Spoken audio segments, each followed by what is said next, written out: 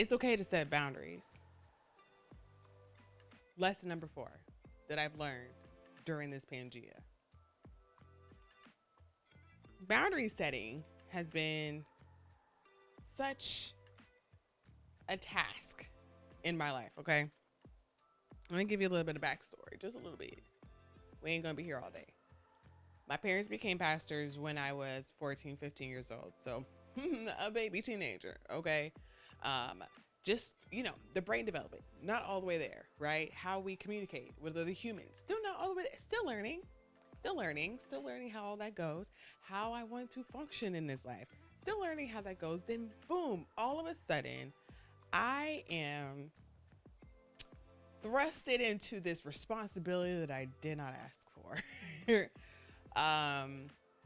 My parents tell the story that when they got the call to be pastors from God, they asked myself and my siblings, there's 3 of us in total, we're going to start a church. Do you think it's a good idea? Apparently, my brother and I said yes, and my sister said no. I didn't know what I was saying yes to. I was 14. Let's please, and I'm the oldest, so let's please not forget that, okay? So all of a sudden, I was thrust into having to be an example and not ever getting grace. Like with anything, mind you, I am 14, 15, 16, 17, 18, 19. Like, come on now. This is the age where you do the most, or you're supposed to make the mistakes, because this is how you learn. And the people that love you and are around you are supposed to, catch you when you fall and things like that. I didn't get that. I didn't get the grace. And then on top of that, I was expected to just take whatever anybody said or did to me, all in the name of not causing more church hurt or not running people away from the church. So I endured a lot as a baby, okay? Because that's still a kid, that's still a child, and I mean verbally, oh my God, the things that were said to me should not ever be said to a teenager. But I think because I was so responsible and I was given so many grand responsibilities that nobody looked at me as the teenager that I was. And so when people would literally lash out on me when I'm 15, 16, 17 years old, and a 15, 16, 17 year old, if you come at them and get in their face, they're probably going to get back in your face. So as I am responding to all of these things in a natural way that a teenager is supposed to, I was being told in more or less words that I couldn't do that. I couldn't do that because I had to think about their souls. I had to not cause church hurt. Meanwhile, I am unconsciously learning that I just have to let people do and say and treat me however, in the name of the greater good.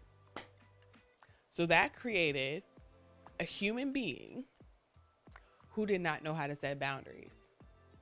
And I felt like I was fighting all of the time. All of the time. And of course, that bred some other issues, but I didn't know how to create boundaries. I just knew I did not like feeling this way. I did not like being treated this way, but I also was being told that I could not respond to people in the way that I was responding to people. But then the only other option to responding to these people that were treating me like dirt was just not saying anything. So that created a human who did not know how to set boundaries. So a light bulb went off in my head when I was 30. I'm currently 35 years old.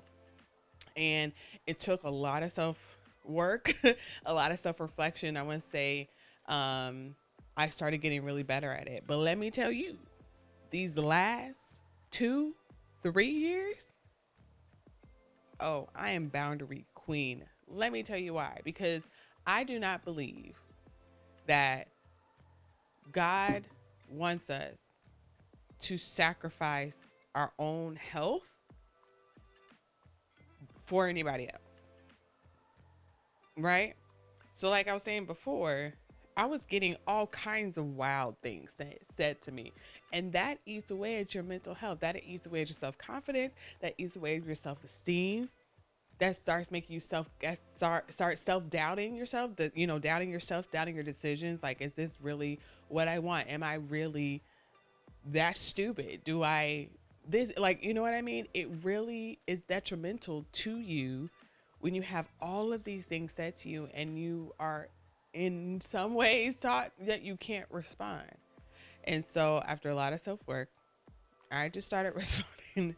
I mean, I was always responding, but I was never responding in the right way. Again, my parents became pastors when I was 14.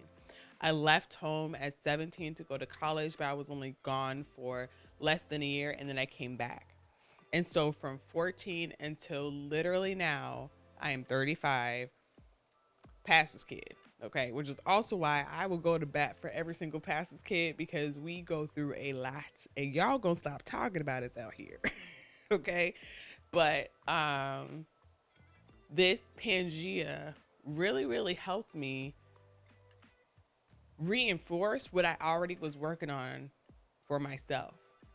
Because even though we all essentially, you know, quote unquote, we're going through this worldwide situation together, and I'm avoiding saying some things on purpose, but there were still some people who were still trying to break through my boundaries. And I'm just like, what we not gonna do is this. And something went off my head and it was just like, girl, it is okay to set boundaries. So I started setting them everywhere with everybody. And I did go a little bit overboard, so I kind of let up a little bit. But I think where I'm at now is a great place where I will not falter or shake on the boundaries that I have set. I stand 10 toes down on them. If anybody tries me, they will be reminded that this is a boundary. And if they still don't respect it, then other ways of reminding them this is a boundary will be enforced. And they usually don't like those, but it's okay. But this just reminds me that a situation maybe about a month ago. Nah, I don't know. Time is a construct. I tell you, I don't know if anybody else been dealing with this the last couple of years because of this situation, but my memory shot. Anyway, I want to say it was a month ago, but it probably was more than that. But anyway, I encountered a family member who does not know me personally. They know who I am. You know, like my name. They could point me out in the crowd. They know my parents. They're related to one of my parents. They know I have a husband. They know I have 2 kids, but that's not knowing me, right? And this person, every time, I don't see this person a lot, but every time I see them, they try one of my boundaries. And it's because in their own family dynamic, this person gets away with everything. And that's the other thing about working on yourself. You start noticing things, especially in your own family, because I especially knows where I picked up certain things, but that's a conversation for another day. But this person gets away with everything. And so every time I would see this person, literally for like past 5-6 years, when I've really been serious about setting boundaries, they have tried my boundaries, and I've had to reinforce them and remind them that I am a whole person out here, not even just an adult. I'm a person. You do not have any agency over me. And if I say no to something, that is no. And that's the end of it.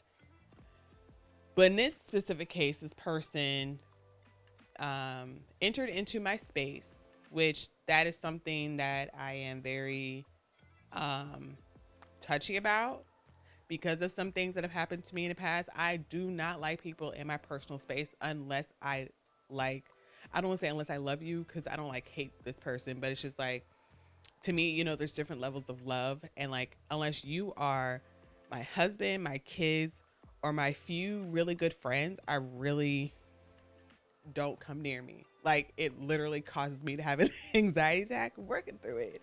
But I get really defensive and I fight. So it's really like I'm trying to keep you safe and me out of jail. So please don't come near me. But it's also why I don't do crowds. But this person entered into my space and I was like, oh, hey, no, I don't like when people do that. Um, I was doing something. So of course there's more context to this. Of course I'm just getting very general, very topical, right? And this person is like 15 years older than me too, maybe 15, maybe 20, something like that. Not too much older than me, but entered into my space because I was doing something. I was like, oh, I don't like this. And they immediately went to, oh, you don't like this? Can y'all believe it? And I said, no, I don't like that. Because we were not the only people in the room. There were other family members in the room. And I was like, no, I don't like that. Well, I can't believe it did it. I was like, okay. And I don't let people do that to me. And I got up and walked away. Um, and that's what I mean by standing 10 toes down on your boundaries. Aside from the fact that I have really sharp reflexes and just the way that the way they came into my space the first time, I felt my body jolt and I caught my, I caught myself. I caught myself. I was like, that was about to be a whole fight in this house. But cause I just look, I'm working on myself. Okay. So I got issues. Okay. But if you come too close, I'm going to jump. I'd rather jump first and defend myself than have to retaliate to something. Okay. And it is what it is. But that person always tries me. And I knew he was going to try me. I knew this person was going to try me. I even told my husband, I said, it's a matter of time. Before this person even got into like 6 feet of me, I was like, this person's going to try it. Watch. And they did, because they always have. And it was very interesting watching their reaction to me the rest of the time that we were in each other's space. And it also serves that. So like, again, I have just a lot of different levels for the people that know me. It's like, even if you're not closest to me, if you've been around me for a certain amount of time, this specific boundary about people being too close to me, I am very vocal about. Like, I am very vocal about this. And so either you respect it and it's cool, or you don't and you get told off. Okay. And so I'm not saying you got to go around cussing everybody out or going around flinching at everybody like I almost did. But whatever boundaries you set, you're going to have those people like that family member that I just told you about who are going to try you. That's just what they do. Because, I mean, again, I'm 35. This happened a month or so ago. I have been used to people just entering into my space for so long that it just became habit for some people. I never liked it, but it was a habit. So for them, so when I had set that boundary, I had to be very stern about it, 10 toes down and not budge. And for normal people, it only takes about maybe once, maybe twice, maybe 3 times for you to reinforce it. But then people will start to pick up on it.